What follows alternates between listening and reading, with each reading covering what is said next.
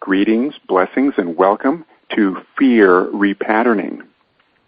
What we are exploring this evening is how to break the spell, because fear magnetizes people in a negative way. It is addictive. It hooks them in. Once you get into it, it's harder to get out. That's why it's called being under a spell, in a way. What we are going to work with is how you can be more conscious. Now, the reason being conscious is so important is that spell, that fear spell, is a state of unconsciousness. It's a state of being trapped in a negative hypnotic state. And there's something sort of frozen about it. So we're going to be unfreezing the parts of the self that have become enmeshed in something, hooked into it, frozen into it. We are going to unfreeze. Now, we're going to do that by being conscious. And so I want to make clear, we are not trying to entirely banish fear. We're not doing anything unrealistic. What we're doing is learning how to be conscious, because when you are conscious, you are responding to things that are happening or things that might happen tomorrow in a conscious, balanced way. You are using the awareness of your body. You are using the awareness of your mind. You are using awareness of your energy. And when you utilize those multiple levels of awareness, you cannot become hypnotized in a negative way. So that frees you from the spell. And we're going to talk about ways that you can get out of the spell of fear if you are already affected by it in one way or another. Now, let's start with some basic exercises, or games if you want to call them that. So here's what we're going to explore. First of all, the basics. Notice that you are you, and that sounds really basic, and it almost sounds too silly, but notice that you are not the other objects in the room. And if that sounds a little obvious, when a person is in fear, obvious things are not obvious to them. So anything that builds up a storehouse of sane experiences, real experiences, where you have a real sense of who you are, that actually helps you. So you are you, but you are not the table.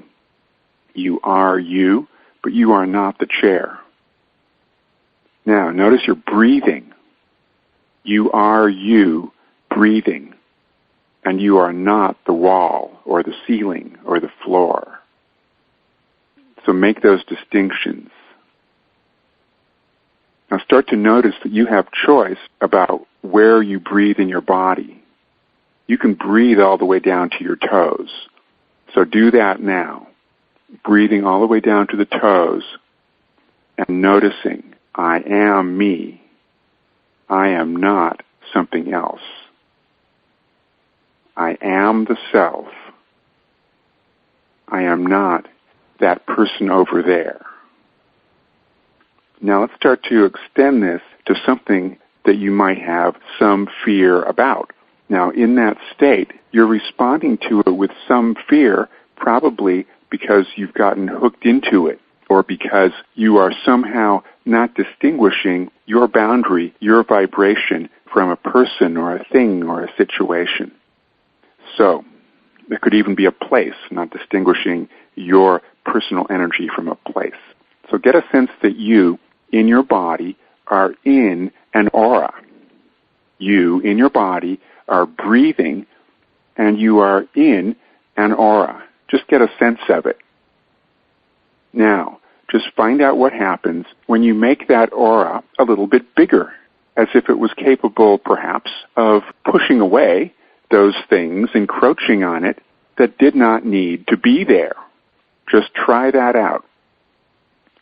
Make your aura a little bit bigger, and then bring it back. And then a little bit bigger once again, and then bring it back. And then a little bit bigger, and then bring it back. So you have you breathing in your body, and you have the ability to look with your eyes and listen with your ears. And so you're noticing that you have senses. And there's the sound of you and the sound of your breathing. There's the sound of the room. Now, I want you to do something just for a moment with your ears. This uses the imagination. Just pretend that you could listen to the sound of the table or the sound of the bookcase or the painting. And notice that everything in the room has a vibration. And you can notice the inner sound of it. Good. Now pretend that you could see the inner energy of something. You could reach into the table and see the molecules. You could see the atoms. What you're doing here is learning to use your senses in a conscious way so that when you really need them, which we will shortly explore, you will have the ability to do something useful and precise with your attention. So something else in the room could be a painting or a clock or a bookcase. Reach your hand in your imagination through that energy. Get a sense that you could feel the energy, see it, subatomic level. Good. Good. That's making your energy brighter. It makes your energy brighter because you are engaging your consciousness. And that's half the battle here, is engaging your consciousness, because when you're conscious, you don't go into stuck states. You don't have a spell of fear cast upon you by circumstances because you don't get stuck there. You don't go into that condition.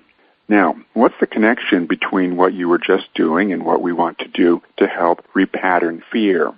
Fear is a set of behaviors, and those behaviors put you in a certain negative vibration. Now, the fear itself is a vibration, but here's the funny thing. People you are afraid of, they are a vibration also. They are energy. Places you are afraid of, those places are energy. If you do not know how to sense the energy of something, it's easy to get stuck in a label. Your mind is saying, oh, that scary person. But what happens when you start perceiving the person as energy? That takes you out of the spell of fear, and it puts you into the conscious condition of recognizing that something, a person or a place, is a vibration. In the same way that what you just did, you tuned in to something. You tuned into a bookcase or a television set or a pencil, and you imagined that you were running your hand through it and sensing it as atoms or molecules. You sensed that as a texture, as a vibe, and that empowered you to engage your attention with that object in a totally new way. And notice, in a way that is basically neutral. In other words, when you tuned into the vibe or the energy of that book, you weren't really concerned about the book. You lost your fear of it. Now, what if you took a scenario that had the effect of giving you fear in some manner? Just imagine that scenario, but just to be on the safe side, push that picture of it out at a distance. And that's a good policy. If you're working with something therapeutically, push it at a distance so that you don't feel that it is encroaching upon you. Okay. Now, you know that it is energy. You know that that scenario is energy. Now, remember when you were moving your hand through the book or through the television or whatever, it was just a bunch of energy. In the same way, move your hand through that scenario. So you've already put the scenario at a distance, so just reach out your energy hand and lightly move your energy hand through the atoms of that scenario. And just play with it as if you were a painter and you had a paint set, except now you have the magic ability to move your hand through the atoms and swirl them around. So notice what happens to your mindset. Notice what happens to your emotions. You're reaching out and delicately, playfully moving your hand through the atoms of that scenario.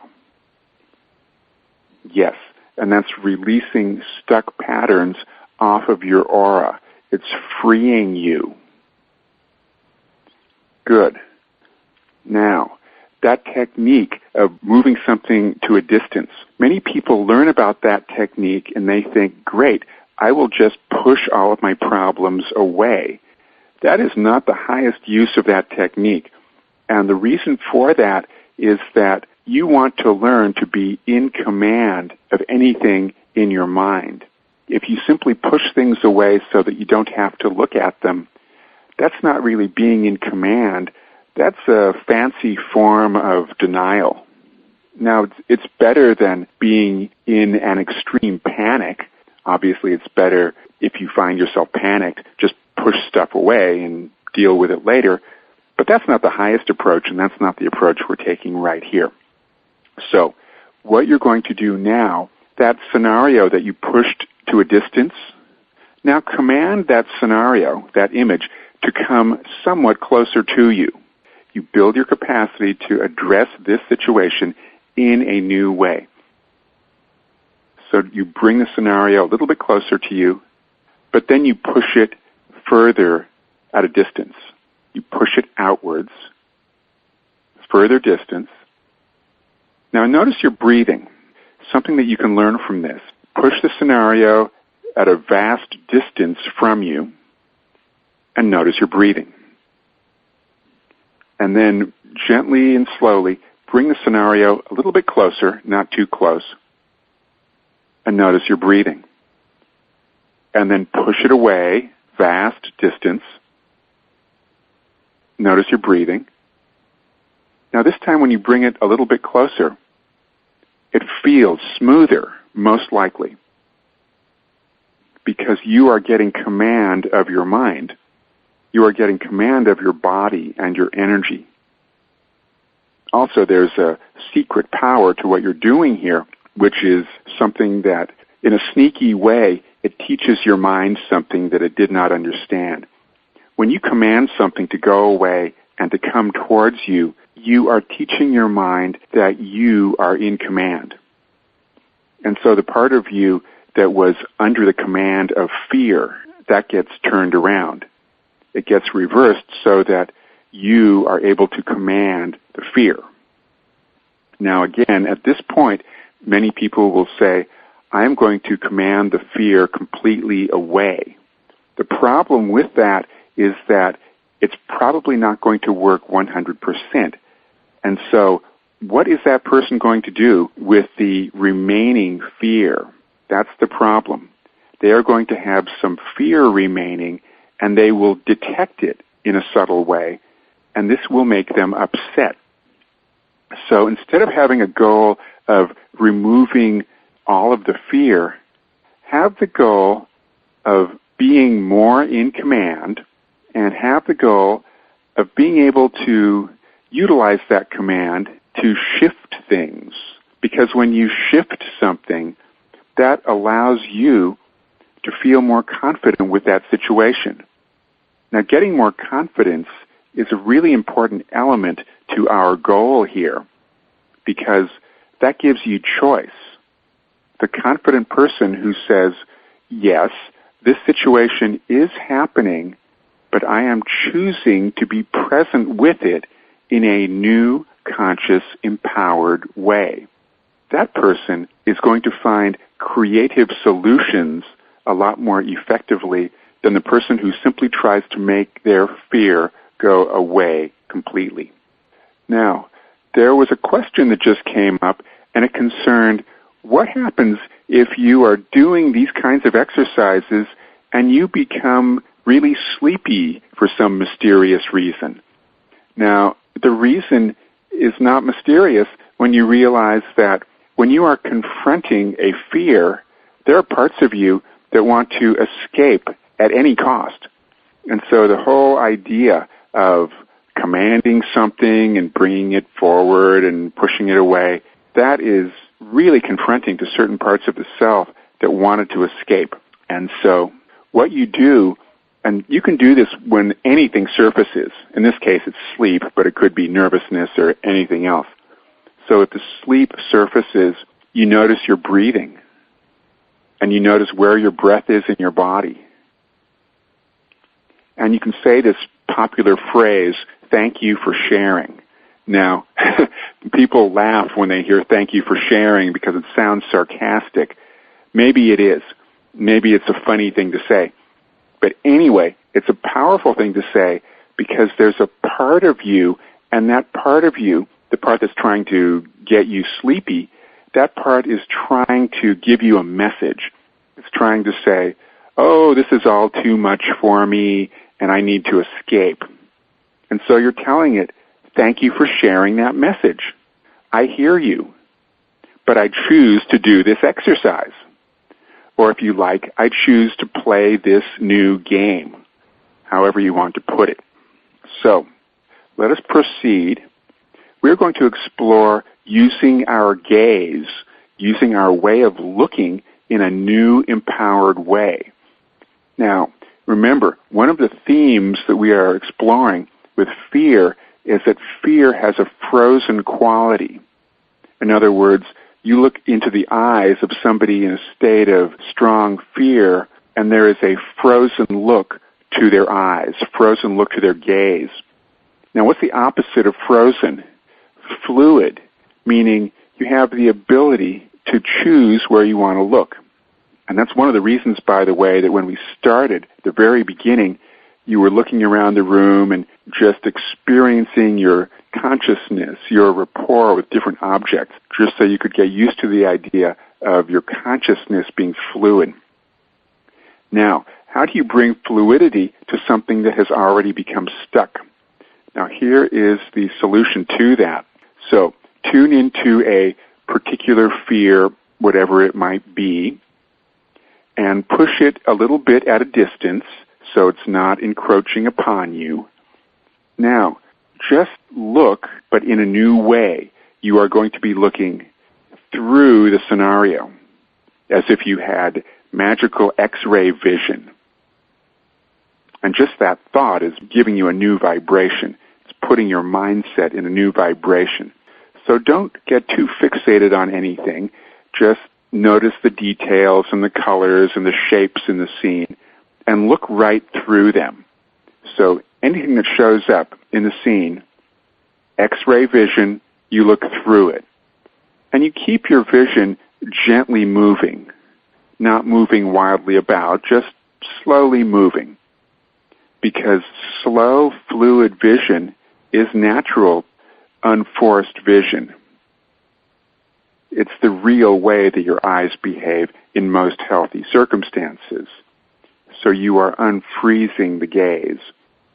So you're looking through this and you're looking through that, and you have your magic X-ray vision, and you're looking through everything in the scene.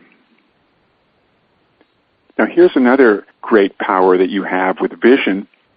You can look above the scene. You can look below it.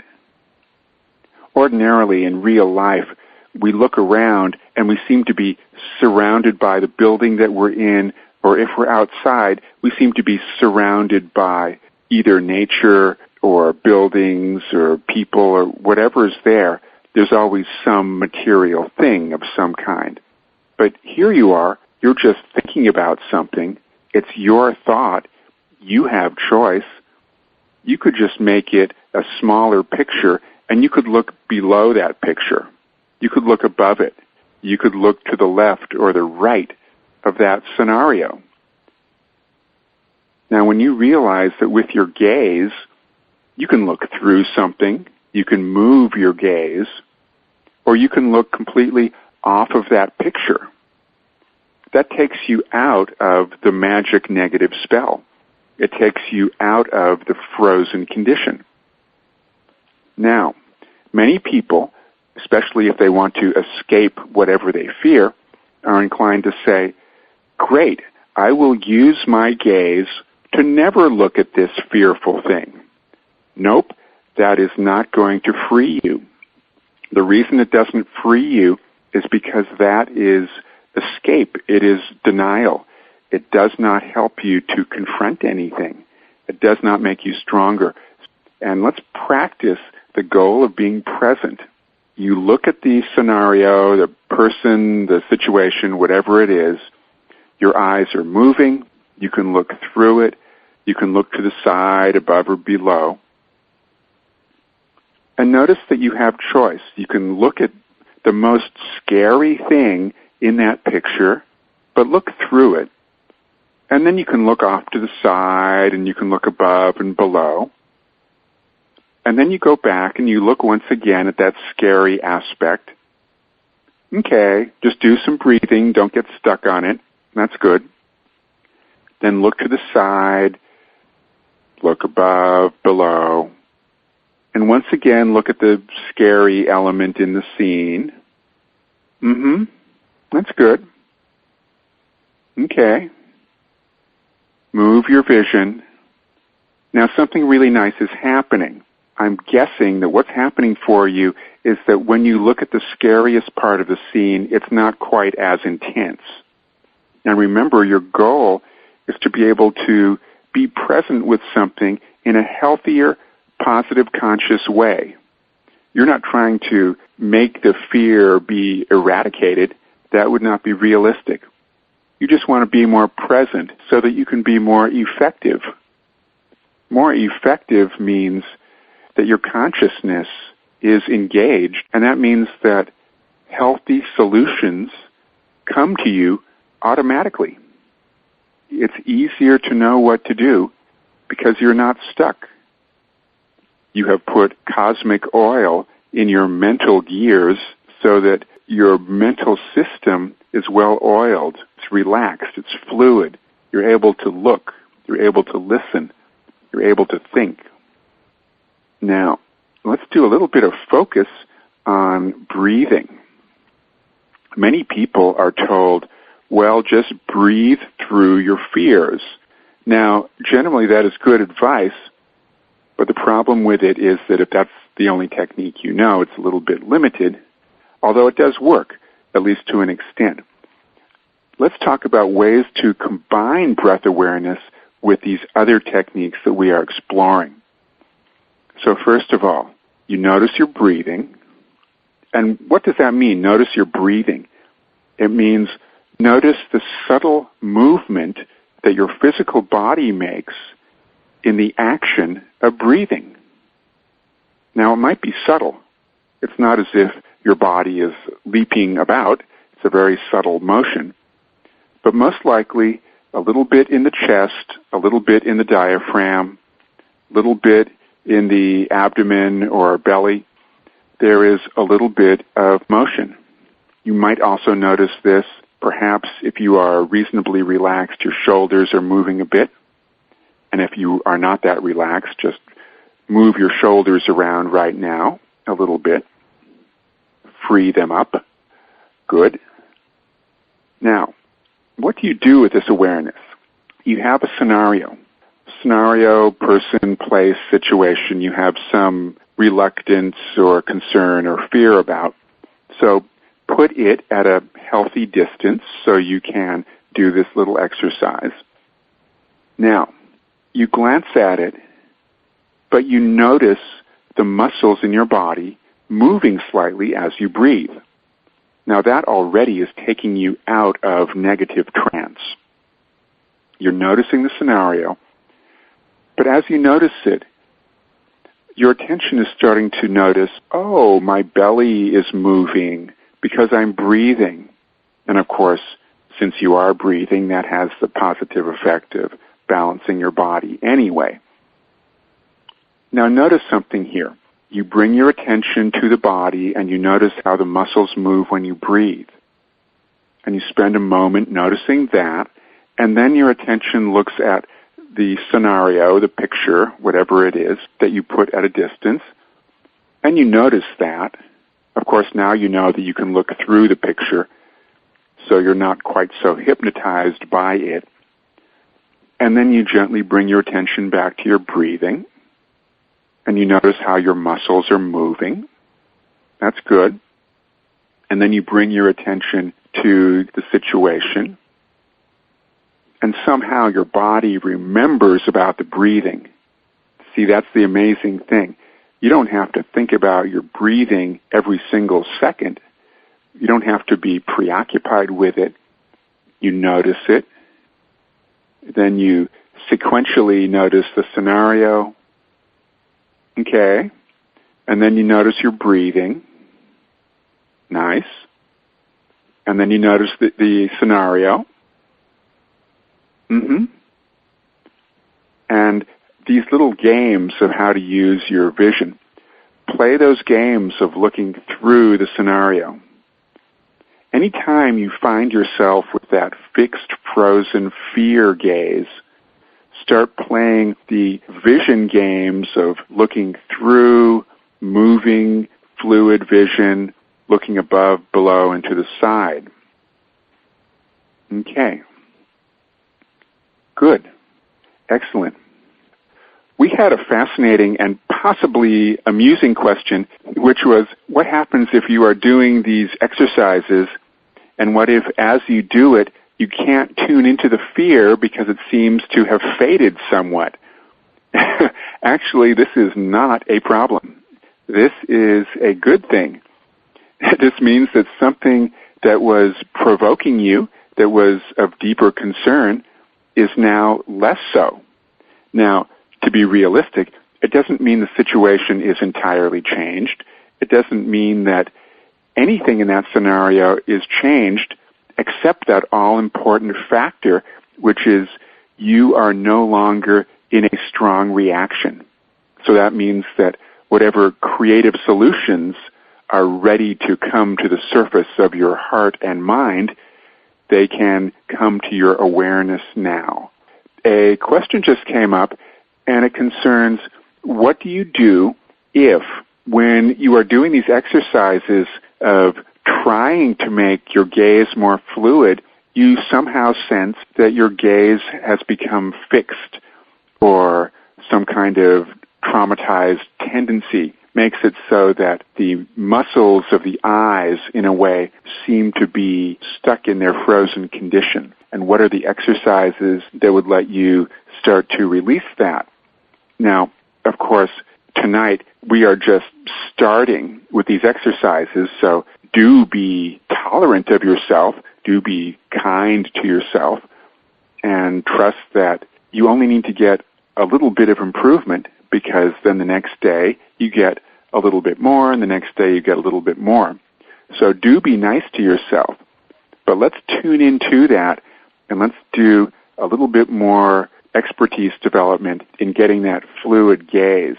Let's take something that's totally safe, and maybe that's the place to start, because if the eyes have become fixed from habit, it's probable that you need to undo those habits. So look at something in the room and let your eyes start to trace the edge of that object. So right now, for example, I'm looking at a glass of water. And so I'm asking my eyes, well, the rim of the glass looks safe, and so let's just move the vision around that rim. And now there's the handle to this glass cup, and I'm going to trace my gaze around that. And then the water itself, and I'm going to move through that. And remember that aspect of things where you are looking through. I'm going to look through the molecules of the water.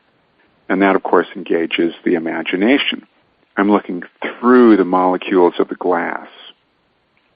And so, if you want to, think of it this way.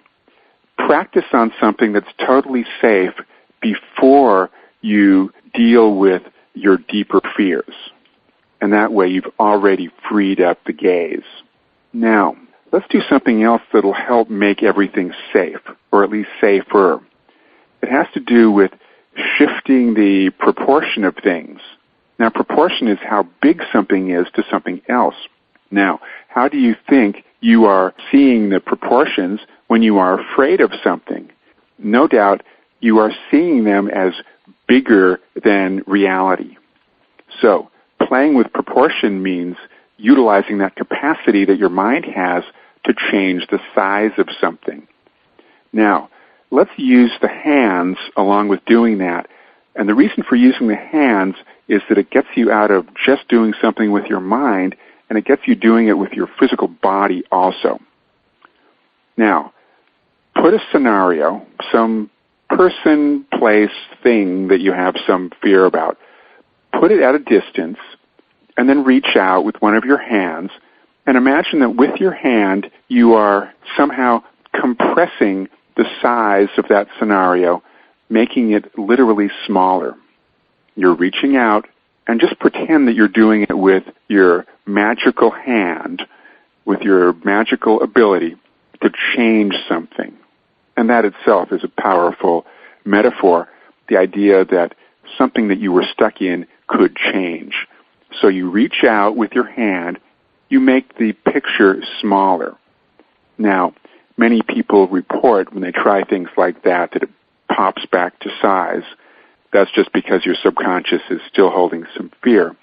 But every time you do this, you get a percentage point more relaxed and more empowered. So make it small, and if parts of the scene try and pop up really big, just laugh and reach out and make them small. Reach out, make them small. Reach out, make them small. Okay. Now you probably had some degree of success. Some people easily make the whole thing small. Other people report that it suddenly tries to fight them seemingly. It's really just aspects of your subconscious. But the more you practice these techniques, the more adept you become.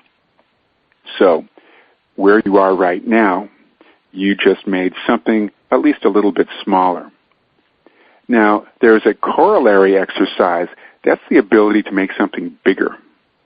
The reason you want to be able to make something bigger is because that redefines you as one who is in command.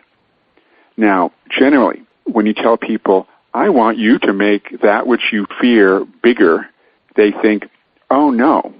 But here's the thing. You want to be in command of that which you felt was dominating you.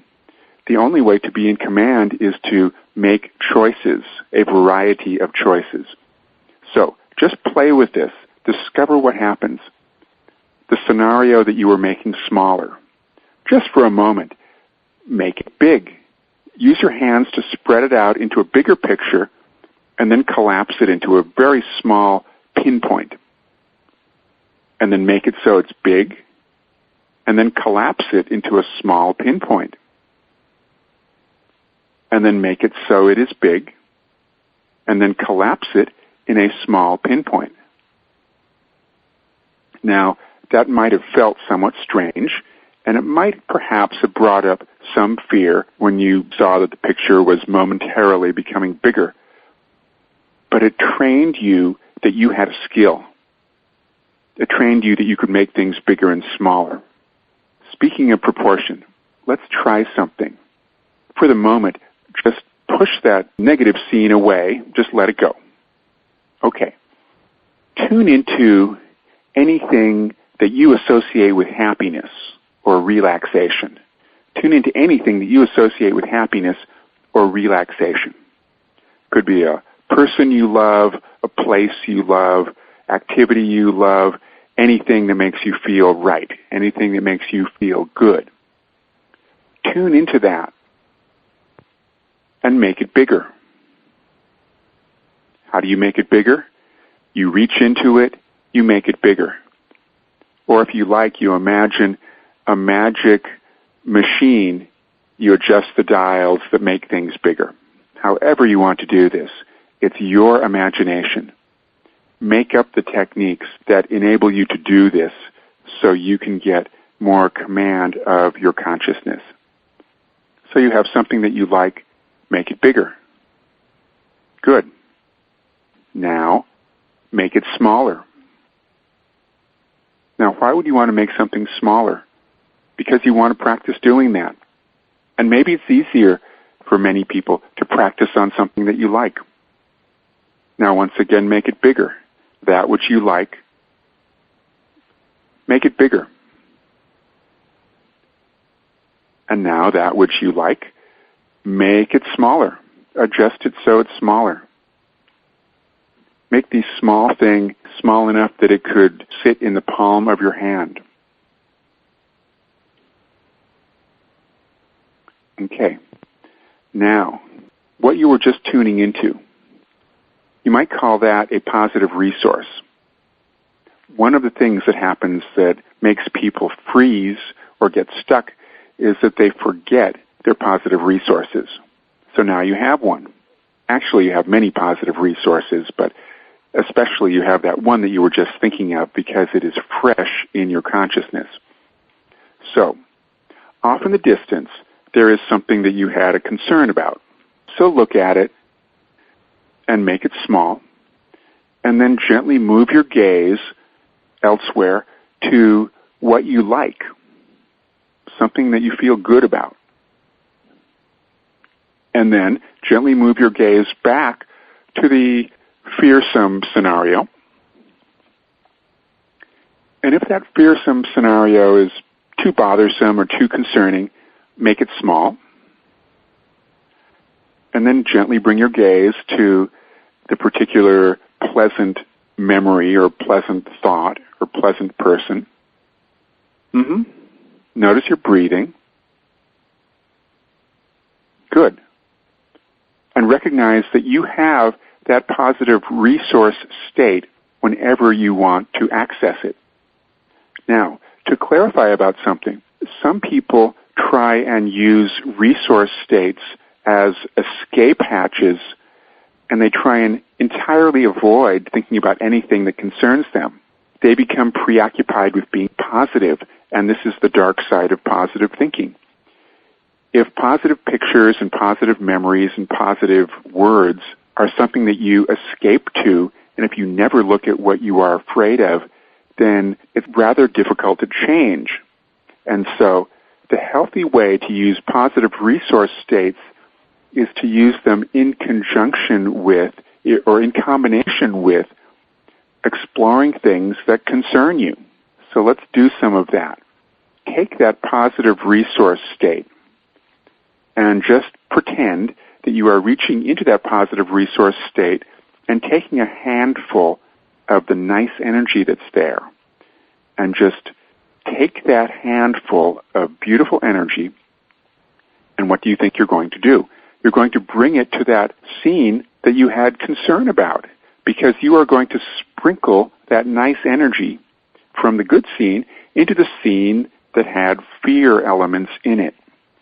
You are adding a new element. And this is further unfreezing you. It is further breaking the spell. Now, once again, you reach into the nice scene. You take a handful of beautiful energy. You take that handful of beautiful energy. You sprinkle it into the fear scene. And at this point, something is probably starting to change, at least somewhat. Now, this idea of something changing somewhat, it doesn't sound very impressive because people want total change. But being real means acknowledging that change generally takes place in increments. It's empowering to recognize that, because one of the things that happens when you are in fear is that you are telling yourself, I cannot change this. This cannot ever change. That's part of the negative hypnosis that we give ourselves. So it's really powerful when you really grasp the principle. Change is possible incrementally. Change is possible by percentage points. Think of it this way. If a person was in 100% fear and then they were only in 90% fear, that's a big improvement, because from that place they can use the technique that got them to 90%, and then they can move it down to 80, 70, 60. They can bring it lower. Now, many people want to go to zero fear. Probably not realistic, because in fact, fear has a useful function, at least to a degree. Fear has the useful function that it shows you that there's something that you have a concern about, and there's nothing wrong with having a concern about something. The problem is when you get frozen and not able to respond. That's when it becomes a problem. So the goal is not to eradicate the fear. The goal is to make things so manageable. The goal is for you to be so in contact with your body, your heart, your mind, your spirit, that you can discover healthy solutions. That's what we are going for. So it's really potent when you recognize, I feel a bit better. That feeling a bit better is a huge thing. It is a very wonderful thing. We are going to do changing the frequency. Now remember, we were talking earlier about how everything is energy. That means everything is a vibration, and vibrations are like notes of music or like colors. They are different vibrations compared to each other. Now, you are exploring right now how to use your consciousness. And so what that means is you could adjust the vibration of something. Now, before you start thinking that that's difficult, you've already played with it this evening. You already have the skill. So let's take it step by step, because you definitely can do this. Tune into something in the room, any object in the room, and imagine that you had a dial on a magic machine, and imagine that you could raise the frequency or raise the vibration, almost like a note of music, or as if you were taking a color that was a heavy, shadowy color, and you were making it more pastel. So lightening up the shadows. So take that object and adjust the dial and raise the frequency on the vibration of that object. You're raising the energy of that object. And yes, I know that you're just imagining this, but everything that we're doing is imagination, so that's okay. Now pick another object, raise the vibration, just pretend. Pick another object, raise the vibration. Okay, so that gives you a bit of practice with raising the vibration of something. Now off in the distance, put a scenario that you have some concern about, and imagine your magic machine that raises the vibration, adjust the dial, pretend that you are raising the vibration of that scene. Now raising the vibration means raising it out of the frequency of negativity. So you're gently raising it above that. Don't try and force it to a super high frequency. Sometimes people say, I want to turn all of the negativity into divine love. Now that's a noble wish, but before you try and force things that might create a snapback or create resistance, raise the vibration a little bit, because remember, incremental improvement is really powerful. In a way, that changes your consciousness even more deeply, because it's a really grounded realization to recognize that you can and will change something incrementally just by using your consciousness. Really powerful recognition. So adjust the frequency, raise it up. Now notice your breathing. And let's start to put some things together. That's the power of knowing all these techniques. You can combine them. You can have your own unique way of exploring this. And it gives you confidence. It frees you from being frozen in anything. So the elements, you have your breathing. You have awareness of your breathing. You notice how the muscles move when you breathe. You have the fact that you are in the environment that you are in. Now, the reason that's a powerful fact to recognize is because when you're able to gaze at this object and that object, and your gaze is fluidly moving about in the room, that keeps you from being stuck in your head. It keeps you from being stuck in wherever your mind was preoccupied. And so that gives us two things. You have breathing awareness. You have fluid attention in the room. Now let's add another element. You have the ability to reach out and move your energy hand through the energy of all these objects in the room. And remember, this does not banish fear entirely, but it keeps you fluid. It keeps you fresh. It keeps you from getting stuck. And that's a very empowered place to be. Now, off in the distance, there is a matter of concern. We're not pretending that it doesn't exist. It does. It is whatever the situation is. But you are learning to be conscious. And so, yes, you notice it. But what else do you notice now? You notice that you are breathing. And so you aren't preoccupied with that thing that you were thinking about. But you're not hiding from it either. You are breathing. You do notice your breathing mechanism in your body. And there are the objects in the room. Now it's almost as if you are letting your consciousness include that which had concerned you, but you're including it as an element in reality rather than a deer stuck in the headlights of a car, frozen with fear way of looking at it. You're simply gently allowing, oh yes, I have these things in the room and I'm just hanging out with them, I'm just relaxing with them, and I have my breathing and my breathing is fine. Oh, and off in the distance there's a matter of concern. Let's look at it, not in a frozen way, let's look at it in a fluid way. Oh, and here we have the objects in the room. Now, by the way, are you getting a sense you have fluid consciousness? You meander. We are intentionally, mentally meandering, wandering from one thing to the other so as not to get stuck. Off in the distance, there's something. You see it, but now you can play with it because you are considering that scenario that had concerned you amidst, well, here are all the objects in the room. Maybe there are people nearby. Maybe there's nature nearby.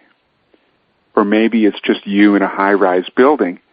But whatever is around you, whatever your personal environment happens to be, the objects and the people nearby are grounding for you because you notice them, and so you aren't 100% stuck in wherever your mind had gotten stuck.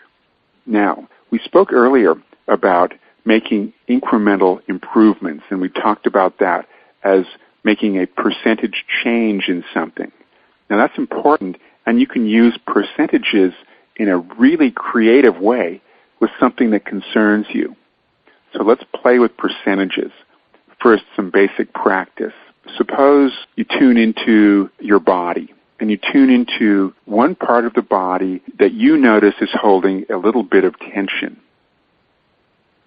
Now have the intention, as you notice that tension, to lower the percentage of tension. This is just a game, so play with this. Notice, in the body, there is some part of the body that is holding tension.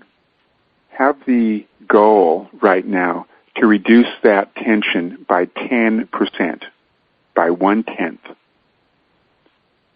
If that's too much, reduce it by 1% or 5%.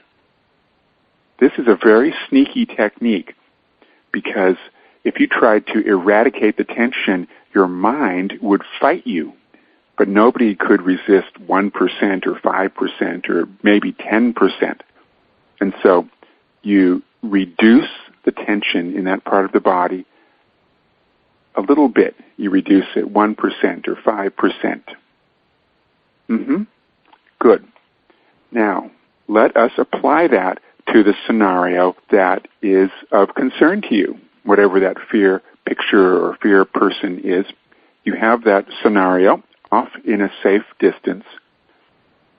Now let's imagine that you have a magic machine where you can adjust the percentages of things just for fun. And be creative with this. These are just a few ideas. Just play with reducing any meanness or unkindness in the scene, but just reduce it 10%, 1/10. Just a little bit so there's no resistance. And then, once again, reduce it 5% more, 10% more, just a little bit.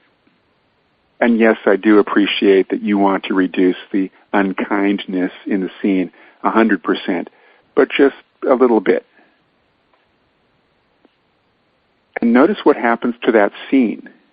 It's possible when you reduce the percentage of negativity in that scene incrementally, it will start to look lighter. Perhaps it will start to look smoother. Perhaps you will feel more relaxed in your body. Now, when you are practicing these techniques on your own, remember, do not get fixated on the technique because we're trying to get unfixated. We're trying to get more fluid. So notice your breathing. And then look around the room. Don't just stare off in the distance and try and grind something down to zero, because when you try and work that way, that is the fixated way. See, here's the funny thing. If you try too hard, that gives you tension. If you try to do something too hard, that is fear. Trying to reduce fear in a fear-based way is not helpful. So do this gently, gradually. Also, a general word about general attitude. Even though your motive in doing this, your motive in reducing the fear, is that you are concerned about the fear. You are concerned about the concern. And so obviously it's something that is serious to you. Don't be too serious about trying to make the fear go away, because if you make it a big, important project, and if your project is to make the fear diminish entirely, that's probably a losing project. It's not a project that's going to come to a good conclusion. Now, remember, a good conclusion in the context that we're exploring here is that you feel more empowered. It doesn't mean that you have reduced something entirely. Good conclusion means that you are capable of responding in a more empowered way. Now, that doesn't mean that you are lighthearted about it. It doesn't mean that you are mindless or naive.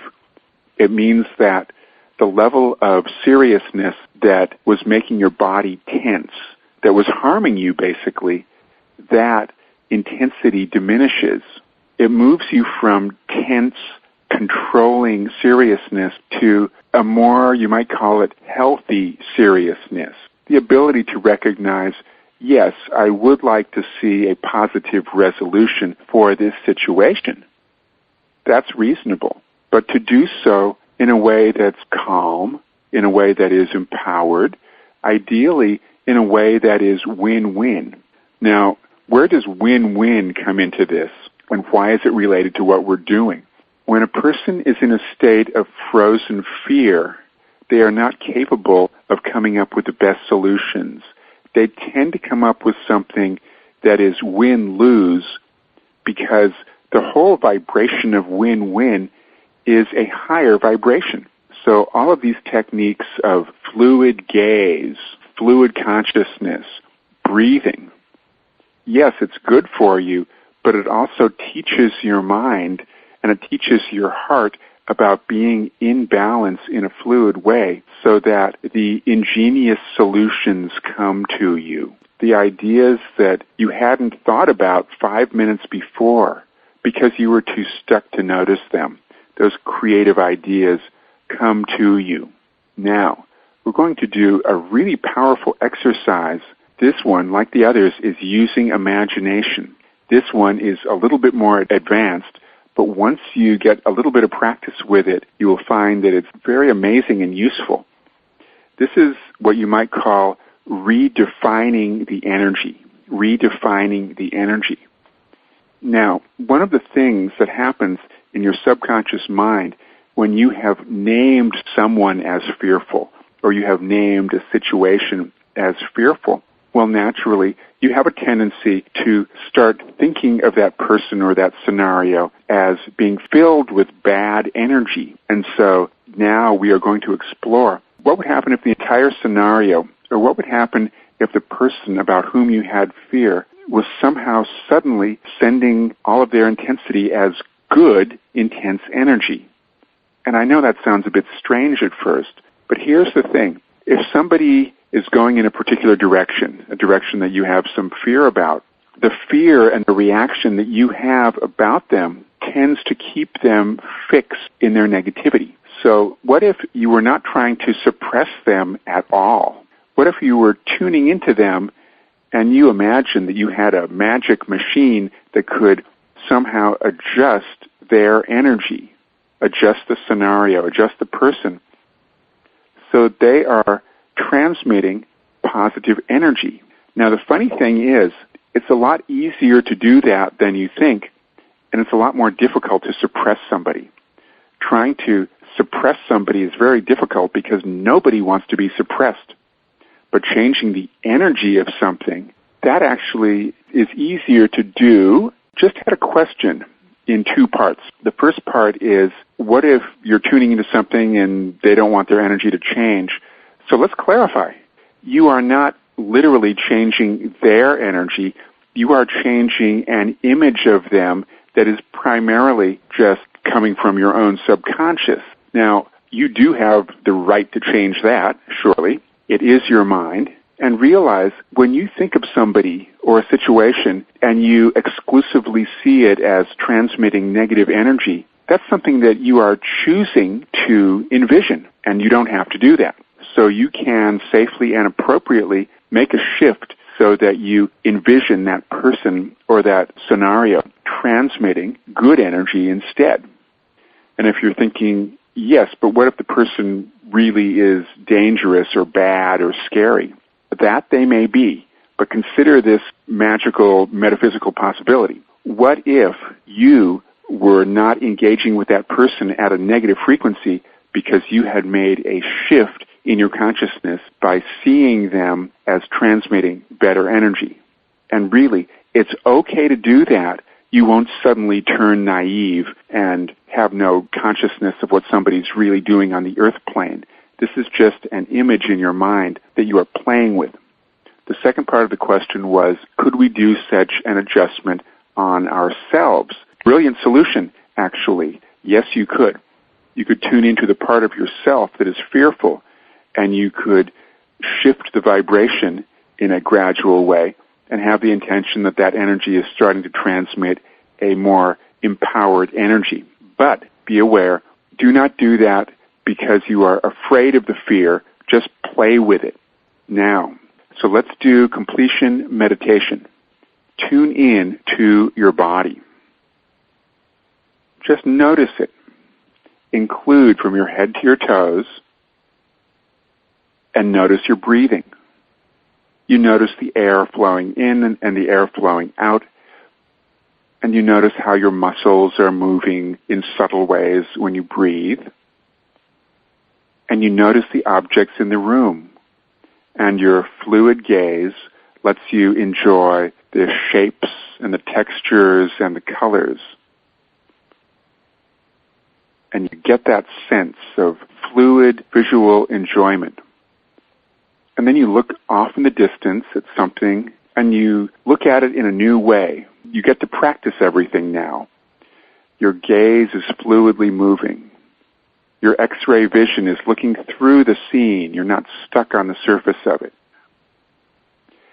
You reach out your hand and you sweep through the atoms of the scene. You look above the scene. You realize you don't have to look at the scene at all, but you could glance at it just to explore it. You look around, to the side, above. You adjust proportions. Maybe there are certain things in the scene you want to make them smaller, so make them smaller. Certain things in the scene you want to make them bigger. You tune into something, a person that you have good thoughts about, a scenario that you do enjoy. You reach into that, you take some positive energy from that situation, You spread that energy, you sprinkle it into the scene that concerns you. You play with the size and the shape. You bring in the new energy.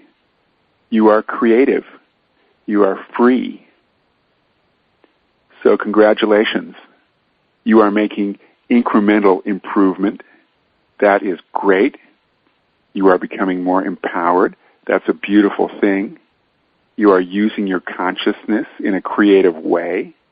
Well done. So thank you, thank you, thank you. Many blessings